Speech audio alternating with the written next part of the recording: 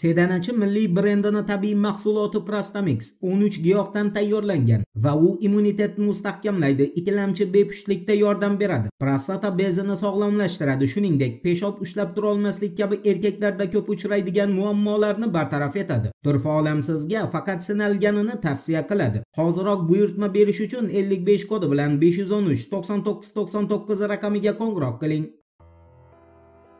Assalomu alaykum qadrdon muxlis, siz bilan siz bilgan va kutgan kanal Turfa olam. Ukraina Oliy Radasi deputati Mariana Bezuglani o'zining X'dagi rasmiy sahifasida qayd qilishicha, 11-oktyabrga o'tar kechasi Rossiya Kiyevni dronlar orqali ommaviy hujumiga javoban Ukrainaning Kiyev, Sum, Xarkov, Poltava va Kirovograd viloyatlaridagi energotizimlariga zarba berib, ularni vayron qildi. Va tabiiyki, yuqorida eslatilgan Ukrainaning 5 viloyati 11-oktyabr tongini elektr energiyasiz qarshi olishga majbur bo'ldi. Deputat Mariana Bezuglaga ko'ra, Rossiyaning Ukrainaning energo obyektlariga berayotgan talofatini bartaraf qilishning hech qanday imkoni yo'q. Sababi muammoni bartaraf qilish uchun juda yirik miqdorda pul kerak. Kiyevda esa ortiqcha pul yo'q. Shu boisdan Mariana Bezuglaning taklifiga ko'ra, Ukrainaning Kiyev, Sum, Xarkov, Poltava va Kirovograd viloyatlarida, shuningdek, poytaxt Kiyevda istiqomat qiluvchi aholisi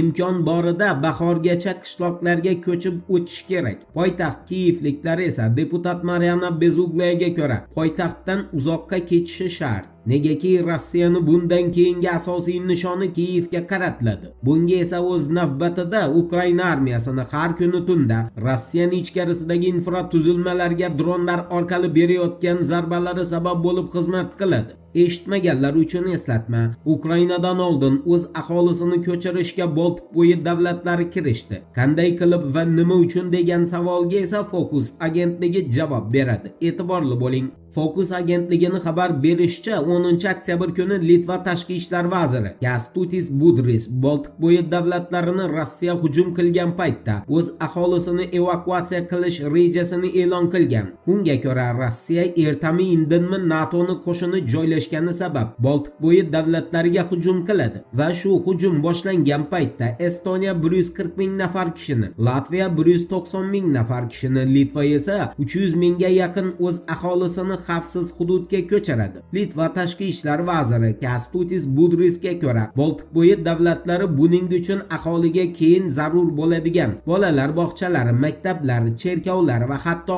oliygohlarni ham ko'chirish uchun maxsus chora-tadbirlar rejasini ishlab chiqqan. Kęstutis Budrysning urg'u berishicha, Boltiq bo'yi davlatlari ko'chirilgan aholiga qulaylik yaratish maqsadida barcha kerakli mahsulotlar zaxirasini ham shakllantirgan. Bu mahsulotlar zaxirasidan hatto hojatxona qog'ozlari ham o'rin olgan. Bir so'z bilan aytganda, Boltiq bo'yi davlatlari Rossiya armiyasini kirib kelishiga jiddiy tayyorgarlik ko'rib qo'ygan. Focus agentligining Boltiq bo'yi davlatlarini mazkur rejasiga izoh berishicha, NATO va Rossiya o'rtasida boshlanishi kutilayotgan urush agar harbiy alyans Boltiq bo'yi mamlakatlaridan, aniqrog'i Rossiya va Belarus chegarasidan uzoqlashmasa, kutilgandan ancha oldin boshlanishi va harbiy to'qnashuv boshlangan paytda Kęstutis Budrysning rejasi umuman ishlamasligi mumkin. Boisi Rossiya Ukraina bilan urushda ancha tajribaga ega bo'ladi va u Boltiq bo'yidan NATO haydash uchun o'z askarlarini qurbon qilmasligi aniq. Bu degani jangni raketalar boshlab, o'sha vayronkor raketalar tugatadi degan gapdir.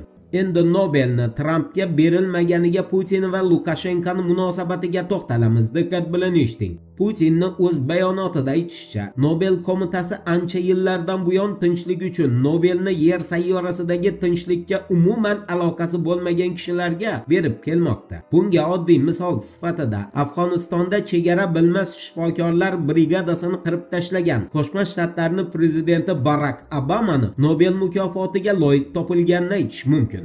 Belarus Respublikasi prezidenti Lukashenkoga ko'ra esa, Nobel qo'mitasida o'tirganlarning barchasi g'irt ahmoq. Negaki ular G'azo sektorida va yerni bir qancha nuqtalarida davom etayotgan qonli qirg'inlarni to'xtatgan Donald Trampga taqdim qilinishi kerak bo'lgan Nobelni tinchlik uchun hech narsa qilmagan muxolifatchi faolga berdi. Eslatib o'tamiz, Qo'shma Shtatlarning 47-prezidenti Donald Tramp o'ziga qarashli bo'lgan ijtimoiy tarmoqdagi rasmiy sahifasida Putinni Nobel to'g'risidagi bayonoti aks etgan videoni joylab, uni ostiga "Tashakkur sizga, prezident Putin" degan izoh qoldirgan. Bu gapga esa tushundi. Voqealar rivojini birgalikda kuzatamiz. Turfa bilan qoling. Siz kutgan kerakli ma'lumotlar hali oldinda.